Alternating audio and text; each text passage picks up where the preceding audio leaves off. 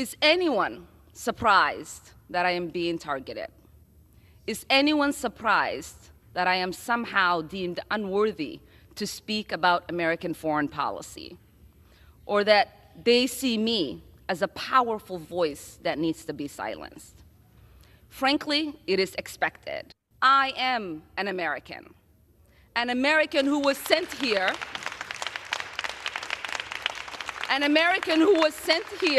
by her constituents to represent them in Congress, a refugee who survived the horrors of a civil war, someone who spent her childhood in a refugee camp, someone who knows what it means to have a shot at a better life here in the United States, and someone who believes in the American dream and the American possibility and the promise and the ability to participate in the democratic process. So I will continue to speak up because representation matters. I will continue to speak up for little kids who wonder who's speaking up for them. I will continue to speak up for families around the world who are seeking justice, whether they are displaced in refugee camps or they are hiding under their beds somewhere like I was, waiting for the bullets to stop. Watch this. This is not even the peak of the matter, okay? Like, more commenting, like, watch this. House just voted to remove a Democrat from a major committee. Ilhan Omar was removed from the House Foreign Affairs Committee by a party line vote of 218 to 211 due to tweets. Omar tweeted years ago that GOP support for Israel is fueled by funds from pro-Israel groups. Omar publicly apologized for those tweets in 2019. Democrats claim Omar's removal is revenge for their vote to remove Republicans Marjorie Taylor Greene and Paul Gosar from committee assignments for tweets inciting violence against Democratic lawmakers in 2021. Omar, one of the few Muslim congresswomen and the only African-born member of Congress, was expected to chair the Foreign Affairs Committee's Africa Subcommittee. What do you think? Like, you can see Omar is just talking because she has stated how valuable she is, but yet when you get into Congress, you can see most of the people are voting her out. You can see, most of the people are voting against her. When something is valuable like gold, diamond, uranium, and all of these things, right? You see more people crave for it. They want it more. You understand? Because you don't tell yourself you're important. Actually, people see your importance from the things you do and other things you fail to do. That's where they see your lack of importance, you get? So when Omar goes around making all the speech and everything because she's from Africa and all those stuff, you understand? You're not important. We have the right to decide if you're important or not. Not just I, but all the Congress members. And you can see they voted her out of the assembly to show she's not important. Not all the crap, the noise you make and all those kind of stuff, you understand? So let's watch this and we are getting more deeper into this. And Trump just did the worst thing you could think about here. Like, watch this. I had a member of the Republican caucus threaten my life, and you all and the Republican caucus rewarded him with one of the most prestigious committee assignments in this Congress. Don't tell me this is about consistency. Don't tell me that this is about a condemnation of anti-Semitic remarks when you have a member of the Republican caucus who has talked about Jewish space lasers and an entire amount of tropes, and also elevated her to some of the highest committee assignments in this body. This is about targeting women of color in the United States of America. Don't tell me, because I didn't get a single apology when my life was threatened. Thank you. As a fellow New Yorker, I think one of the things that we should talk about here is also one of the disgusting legacies after 9/11 has been the targeting and racism against Muslim Americans throughout the United States of America. And this is an extension of that legacy. Consistency, there is nothing consistent with the Republican Party's continued attack except for the racism and incitement of violence against women of color in this body. If you want a good laugh today, check this out. Somalis are not terrorizing this nation. We are helping it thrive. Somalis have always seen themselves as the fabric of this nation. So not only are we not going anywhere,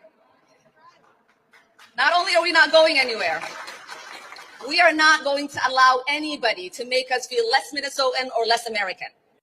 First and foremost, Little Miss Brusband, I don't feel American. I am American, so no one can make me feel less than or less like something that I already am because I was born that. And the real problem stems from the fact that you believe that you are the fabric of this nation. By the way, that metaphor refers to people that share fundamental structures, values, beliefs, culture and all this stuff. Didn't you come from Somalia, where the country's major fabric is Islam, what holds that nation together? And in Islam, you either convert or die. That's their belief system, correct? Or you force them to believe what you believe. Didn't Minnesota change their flag for you? See, if you were the fabric of this nation as you're espousing, you wouldn't have come to change the area you're in. You would assimilate and join in and share your culture and share your beliefs without forcing it on anybody, because no means no. But you guys don't believe in that. If I don't believe what you believe, you say I should die. So please miss me with that, Little Miss Husband. In this country, we do not blame the lawlessness of an individual on a whole community. What we also know is that there is not a single evidence that the president or his coolies have put forth that there are any single resource from taxpayers in Minnesota that has gone to aid and abate terrorism. That language is dangerous. That language puts the lives of Somalis, not only in Minnesota, but across the country, in danger. And if the president believed that, and he had evidence, he would take people to court. So we are sick and tired of the president waking up one day and deciding to put forth falsehoods and demonize whole communities, while the ignorant people that support him then take the lies that he's spreading and use it as a fact. We've seen it during the campaign where he said Asians were eating cats and dogs. We've seen his vice president repeat those lies. We've seen the media run it as a headline as if it was a fact. That is shameful. That is shameful. That is ignorant. It makes us look like a stupid nation that does not believe in truth but traffics in lies. It makes the world mock us, and we are better than that. We are better than that as Americans. As you can see, like, if you're saying the community or something, we are not attacking the Muslim community here. We are attacking their habits, the things they do. You can remember when, like, this TPS status was being given to Somalia. Like, we welcome you guys here with an open heart, open mind, and open soul, you understand? But you guys have overstayed here. All the president said was just the good of the country and all that. So he's not targeting you or an individual, okay? He's going for the mass, for the population. Because you can see, like, millions have been taken out every day from Congress, and every day billions have been billions of dollars, not even the Somalian currency. We don't even know what it's called here, because we just want the best for this country. That is all we are targeting. You understand? Because everything you say now is good to say them, it's good to air out your own opinions, but what needs to be done has to be done. It's not all you go online and say that's going to change anything here. What has to be done must be done. Like, watch this. Minnesota, we just received the best news that we could have possibly received. Minnesota, under Governor Walz, is a hub of fraudulent money laundering activity. I am, as President of the United States, hereby terminating, effective immediately, the Temporary Protective Status Program for Somalis in Minnesota. Go, Donald Trump. Somali gangs are terrorizing the people of the great state, and billions of dollars are missing. Send them back to where they came from. It's over. Signed, President Donald J. Trump. Omar, what do you have to say now? You must be shaking in your boots, bitch. Listen, all your buddies that have been stealing billions of dollars from the great state of Minnesota, and the governor did nothing to protect the citizens. It is officially OVER. are. You and all your disgusting, fraudulent, thieving buddies. Sayonara. Bye-bye. We're going to talk about our girl, Ilhan Omar. When she was elected to Congress, she reported her net worth of negative $45,000. As of May of 2025, her net worth is now $30 million on a congressional salary of $175,000 a year. So you mean to tell me that her income went up 66,676% in just 5 years? On her congressional salary of $175,000 per year, she would have to work 171 years to get $30 million. It's funny that she pledged her allegiance to Somalia when she's here, literally rolling in the dough. Here's her financial disclosure report. Remember when she said white men were the biggest threat to America? Well, she's married to one, besides her own brother. Ilhan Omar is now under fire after claiming that the president of Somalia is her actual president and that Somalia is her real home, not America. caawa aan fursad u helay madaxweynaha Soomaaliya madaxweyne Xasan Sheikh Maxamuud inaan maanta aad iyo aad aan ugu faraxsanahay in maanta madaxweynaheena aad tahay Soomaaliya. Ilhan Omar is now under fire from American citizens after she claimed during a conference with the president of Somalia that the president of Somalia is her actual president and that Somalia is her real home, not America. These comments from Ilhan Omar has garnered controversy from commenters online. Commenters claim that Ilhan Omar should be expelled from Congress immediately and permanently, and that this is completely treasonous. But what do you think about Ilhan Omar's comments?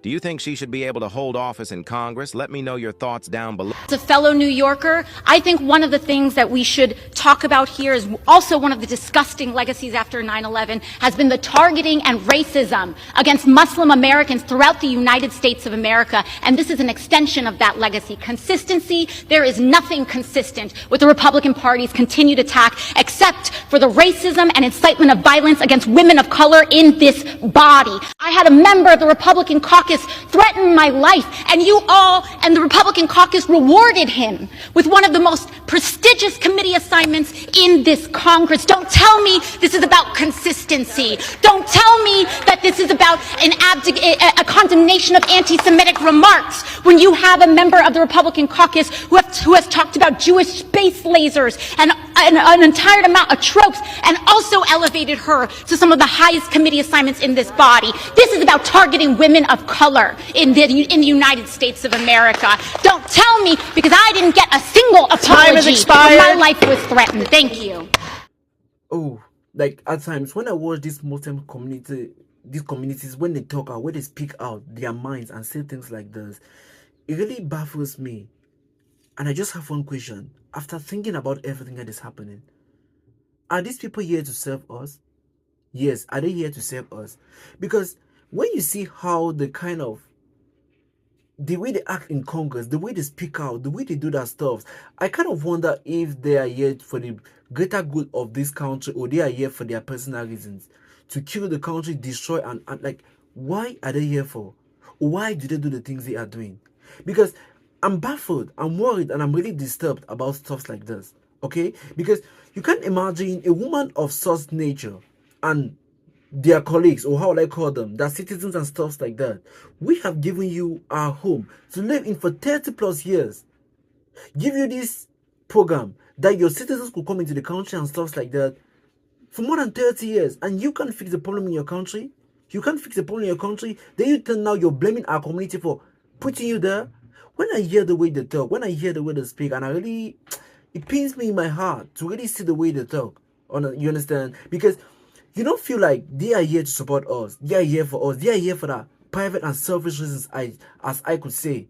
Because if you're here for us, you will follow the rules, not one. You'll try to develop the country, two, and all the money going back to the home wouldn't be going back there. You also take the money you're being paid here and develop the nation. You understand? So Like, watch this. It's really so pertinent to see things like this. Like, if you're watching this, I want you to subscribe to the channel to get more insights like this. Like, watch this. Ilhan Omar is livid today, furious, after the deportation news broke just yesterday.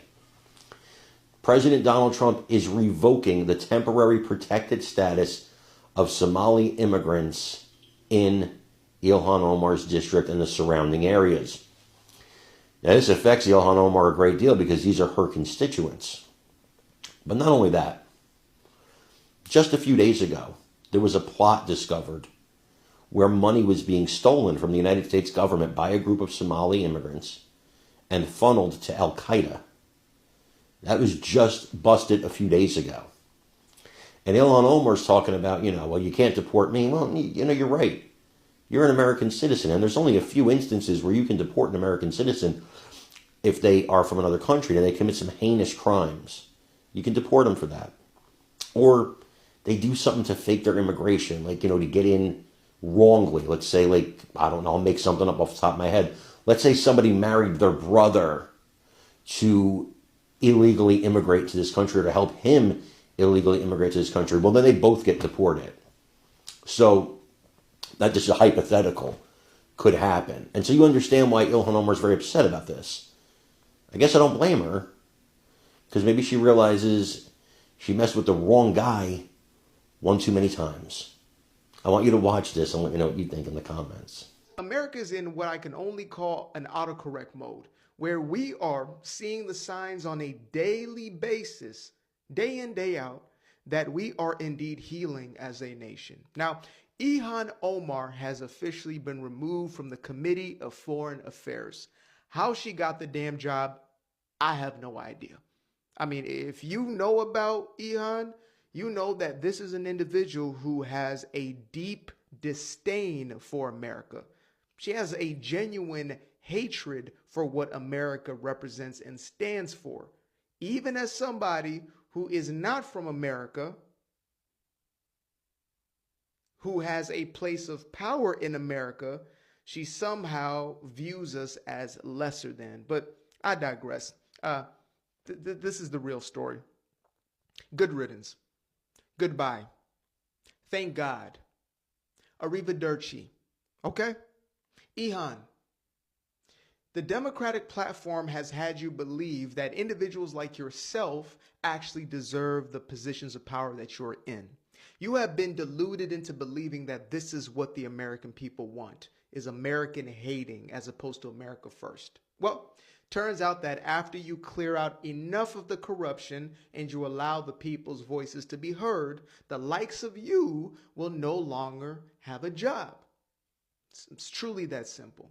Now, this is, again, early signs, early stages, but we will indeed clear all of this out. Y'all hear the news about the rogue activist judges, clearing them out.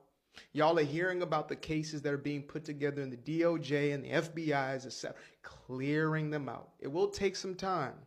There's been a lot of damage done over the last few decades, frankly. So be patient, but we're seeing signs of land, folks.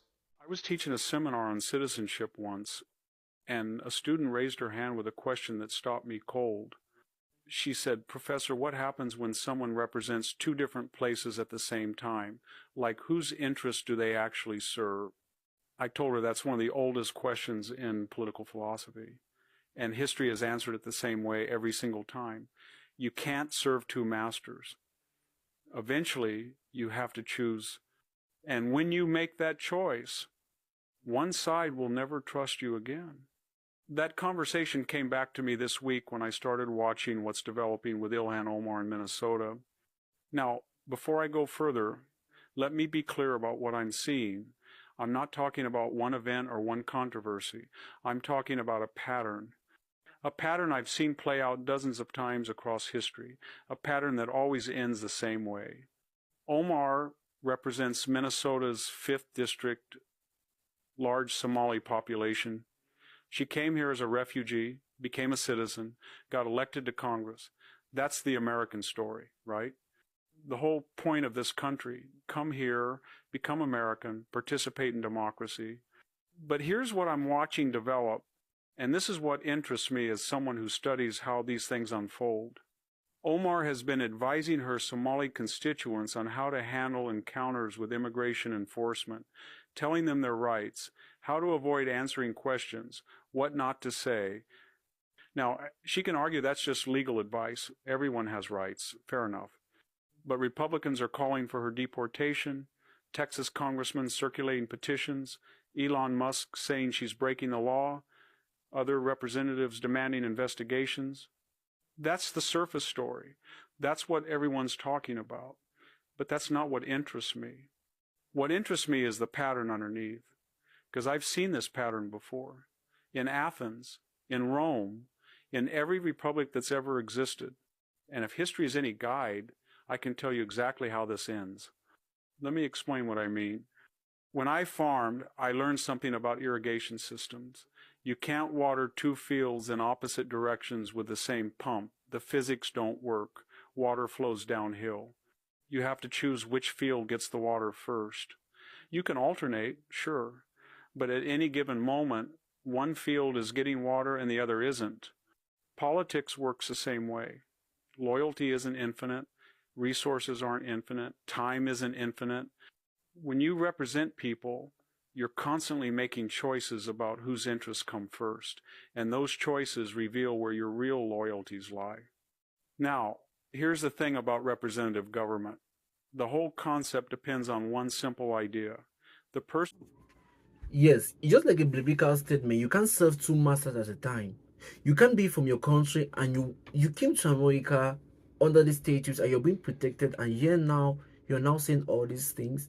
Yes, like after watching all what is happening, like you can be the two sides. You have to support one. It's either you're transferring funds from here the US to your country or stuff like that. And again, you can now see billions have been missing. And again, reports has been shown on so many channels showing that 1.7 billion of the money in your country comes from abroad. You understand? This is money where we could develop this country. We could set different infrastructures into place to make things happen here, that this money is being sent to your country. And yet you are not still satisfied. You still come along and you say all these things because you have tested this President Trump so many times. Our president is a great man. He's here to make America great again, and this is what we truly want, okay? It's not all about the way you go around, because the Muslim community is a very big community too. We understand that, but you don't have the right to say stuff like this, okay? You don't have the right to say stuff like this, because if you're being deported back now, do you think you're going to miss you? There are other people who want to come, who are greater than you. You have shown your capacity, your potentials. We are not rejecting that. We love you for that. But you shouldn't go around saying things like, if you guys are not there, we are going to feel the... No. We don't feel stuff like that. We don't feel stuff like that. You don't come into our home, threaten us, and you allow us to keep you there. No. I'm sure this is going to make you rethink again, because this is not the line you should play with. Our president is here to build America, and if you are not here to help or support build that foundation to make America great again, then you're going to be sent back to your country. I know your head is hot now, and like, watch this. What actually triggered all of this? What made the President of the United States look at one state, one community, and say enough? Trump announced he was something called temporary protected status for Somali immigrants living in Minnesota, effective immediately. Now, if you're not familiar with TPS, it's essentially a legal shield the government grants to people from countries facing disaster or conflict. It allows them to stay in America temporarily without fear of deportation. It's meant to be compassionate, humane, a safety net for people fleeing genuine danger. But here's where things took a hard turn. Trump cited large-scale welfare fraud, money laundering, and the discovery that millions of taxpayer dollars had been funneled into overseas networks, some even reaching extremist groups, according to federal reports. He wasn't just ending a program, he was responding to something much bigger, much darker, that had been unfolding for years. Now, before we dive into the political fallout, we need to understand the system that allowed this to happen in the first place. because this isn't really a story about immigration policy.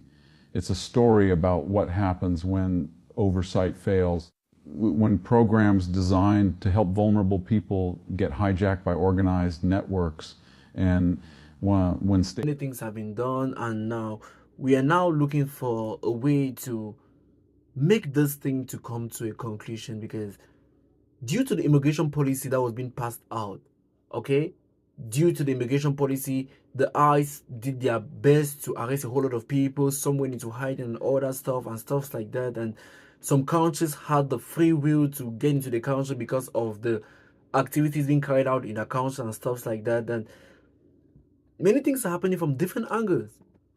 But for us to really be professional here, for us to really do things the right way, we have to follow principles that are going to go against humans' emotions and stuff like that. And Omar is no different. You understand? Omar is no different. I won't be surprised to see even some Muslims that are American citizens turn against you, because you're here, you're threatening them. It's a state of violence, it's a state of crime and stuff like that. We have to understand certain things, that things have to go sometimes not as we plan, but as they are supposed to be, okay, to make the peace of the country reign. Because you will now be thinking like, okay, he's doing this because he hates me, he hates our people. No, he doesn't hate you, he doesn't hate you, he doesn't hate your people, but their activities. You understand? So take a close look at this. As we wrap up this video, I encourage you to subscribe to the channel so that we get more insights like this. And remember, share the videos with your colleagues so you could talk about this and see how things are unfolding in the United States here. Peace out. Love you. Jola.